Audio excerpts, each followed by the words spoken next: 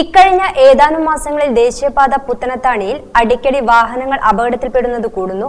മതിയായ സൂചനാ ബോർഡുകൾ സ്ഥാപിക്കാത്തതാണ് നിരന്തരമായ വാഹനാപകടങ്ങൾക്ക് കാരണമാകുന്നതെന്ന് നാട്ടുകാർ ആരോപിച്ചു. ദേശീയപാതയിൽ വാഹനങ്ങൾ അടിക്കടി അപകടത്തിൽപ്പെടുന്നു.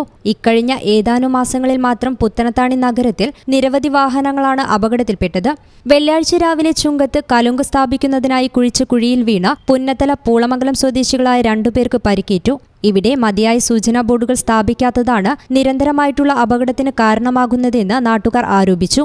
തിരക്കേറിയ നഗരഭാഗത്ത് ആവശ്യമായ സൂചനാ ബോർഡുകൾ സ്ഥാപിക്കണമെന്ന് നിരന്തരമായി നാട്ടുകാരും വ്യാപാരികളും ഏറെ നാളായി ആവശ്യപ്പെടുന്നു. കഴിഞ്ഞ ദിവസം ഇവിടെ മാധ്യമപ്രവർത്തകരായ 2 പേർ ബൈക്കുമറിഞ്ഞ് കയ്യനും കാലിനും പരിക്കേറ്റിരുന്നു. 1 മാസത്തിനിടെ വെട്ടിച്ചിറയ്ക്കും പുത്തനത്താണിക്കുമിടയിൽ നിരവധി അപകടങ്ങളാണ് നടന്നു വന്നിട്ടുള്ളത്. അപകടത്തിൽ ഭൂരിഭാഗവും ബൈക്ക് യാത്രക്കാർക്കാണ് പരിക്കേറ്റിട്ടുള്ളത്.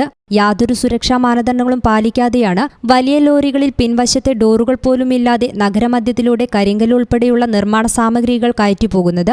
റോഡരികിലെ മണ്ണും മെറ്റൽ കൂനകളും നീക്കം ചെയ്യണമെന്നും നിർമ്മാണ പ്രവൃത്തി നടക്കുന്ന ഭാഗങ്ങളിലും സർവീസ് റോഡുകളിലേക്ക് പ്രവേശിക്കുന്ന ഭാഗങ്ങളിലും മതിയായ സൂചനാ ബോർഡുകളും ബാരിക്കേഡുകളും അധികൃതർ സ്ഥാപിക്കണമെന്നും നാട്ടുകാർ ആവശ്യപ്പെട്ടു.